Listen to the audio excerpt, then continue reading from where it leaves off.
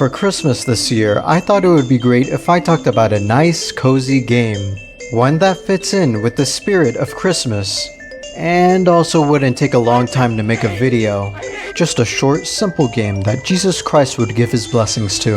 And out of all the games that I could possibly choose from, I thought the most appropriate game to play would be the Banjo game where everyone is killed, maimed, tortured, and is filled to the brim with blood and gore. So as we give thanks to the baby Jesus this holiday season, I'm gonna talk about this wholesome, family-friendly game. Okay, I can stop this joke now. The Lair Witch Project is one of the most absurd games I have ever played. On the surface, it looks like just another shitty creepypasta. Oh, what if Banjo-Kazooie, this nice kid-friendly game, was filled with hyper-realistic blood? This is such a ridiculous idea that you would think it would be a pretty garbage game, right? Well, I'm here to tell you that there's a bit more to this game than just that. But before I can explain why that is, I first need to show you how gruesome this ROM hack looks. When you start the game, everything looks nice and normal, and then you literally walk 5 steps and you're in hell now. Wonderful. All of the levels in this hack look grungy, disturbing, and flat out disgusting, and honestly, it looks really cool. I mean, just in this first level, there's both a waterfall and a river made of blood. You explore a crypt full of dead bodies to find some eyeballs, and Grunty turns into the fucking Joker. Hi. Actually, now that I think about it, she looks more like the crazy hamburger guy. Okay, side note, it's been years since this meme was relevant. Does anyone besides me even remember it at all? I especially love this one part where you're running around in what looks like a bunch of intestines, and then you have to fly around and smash into 3 human hearts to get a Jiggy. Okay, that prolapse just pooped out a Jiggy. Amazing. All of the visuals in this game are completely over the top and gory, but also really well done. I think Mark Kurko's best skill is his ability to create such incredibly detailed and imaginative worlds, and for this kind of game where the visuals need to be brutal and horrific, he knocked it out of the park.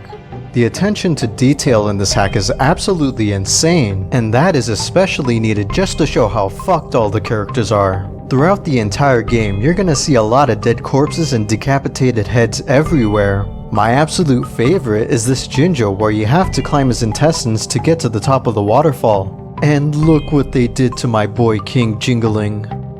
He'll be fine, this kind of thing has happened before, he'll walk it off. But hey, at least Bottles is alive.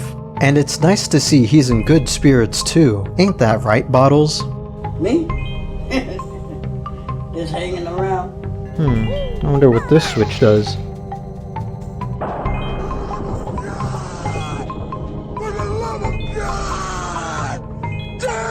Yeah, pretty much every character you can think of gets killed in a really gory manner. And I'm not just talking about the Banjo characters either. Mark Kurko made sure to include pretty much every 90s mascot platformer in this game, and all of them are fucking dead. They got Yoshi, they got Crash, they got Rayman, and they even got Bubsy. Honestly, Good riddance. but I do have to say, out of all the characters to not be viciously mutilated in this game, it's Croc, the most pathetic and useless character to ever exist, and he doesn't even get decapitated. Are you really telling me that all of my childhood heroes get fucking tortured and killed, but Croc gets away scot-free? I just can't do it. I can't take this shit no more, man. At least Gwimbly didn't get roped into this shit. It's just wrong, man.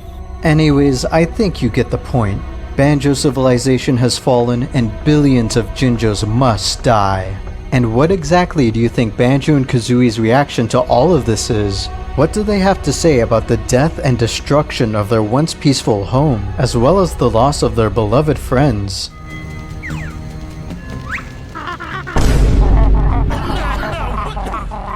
Yeah, this whole situation is just kinda inconvenient to them. Like, they are upset that people are dying and stuff, but then they make a little joke about it, shrug it off, and then move on with their day. And I find that extremely amusing, because in every other shitty creepypasta, the author makes sure to drill it into the reader's head that Bloody blood, static, and oops, here's Sonic, and Sonic's driving me and Knuckles crazy. Computers scare me. Like he was crucified like Jesus. And then Banjo and Kazooie get dropped into the exact same horrible situation, and they're kinda concerned about it, but their reactions are still in character to how they normally act. And yeah, that's kinda funny to me. It's just ridiculous to see Banjo and Kazooie's goofy reactions to this fucked up world. And that's pretty much what this hack is. It's a silly, tongue-in-cheek parody of the stupid creepypastas on the internet. It has all the exact same tropes, gimmicks, and cliches of a typical creepypasta, but it never takes itself seriously. And I do mean never. What the fuck is this? Press up for a Miyamoto kiss. Well, I can't say no, so I mean, I gotta do it. Now, does this mean I ruined the joke by explaining it? No. Fuck you. However, just because this game is a parody doesn't mean that everything in it is meant to be a joke. There are a couple of creepy moments that I actually found to be really cool. Like this one part where you're lost in the woods. The music stops playing and you have to follow the sound of a little girl singing. It's a spooky, somber, and atmospheric moment that is done pretty well. And when you get to the end and find the grave of a dead girl, I'm not gonna lie, it's genuinely pretty scary. Whoa. Is that a jiggy? You gotta do the swim dance. Get a little swim, make a little love, get down to that, Yeah, this game is awesome. There are also a couple of other things that I want to quickly talk about. The actual gameplay and level design is pretty good. I do think that some people will find the second level to be pretty confusing to navigate since it's designed like a maze, but for me it was perfectly fine. I'm an expert gamer, I've played through Grunty Industries hundreds of times before. This level is nothing compared to that shit. And as for the things I didn't like, honestly, I don't really have anything negative to say about this hack. I mean, the ending was pretty predictable, but there is an alternate ending you can get, which is pretty cool.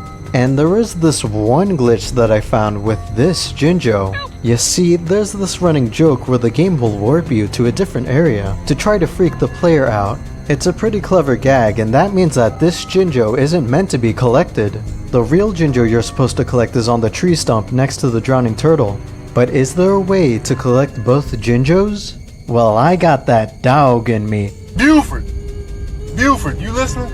So of course I can do it. Hell yeah, brother. I told you it'd be easy. Oh, wait a minute. Oh no. If I get you... Oh, fuck. But besides that, this game is really fun.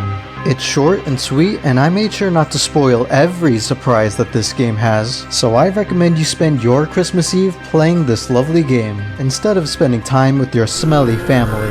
As for me, I built a time machine, and I'm going to take it back to the past. Not to play the shitty games that suck ass, but back to Christmas Eve 1998, where I will break into every home across America and replace every copy of Banjo-Kazooie with a copy of the Lair Witch Project. Then, when the little kids open up their presents on Christmas Day, they will be ecstatic to finally get the game they've been dying to play for months now, only to be scarred for life when they find the horrors that lay deep within this game.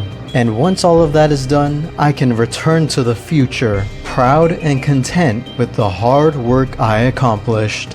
Merry Christmas.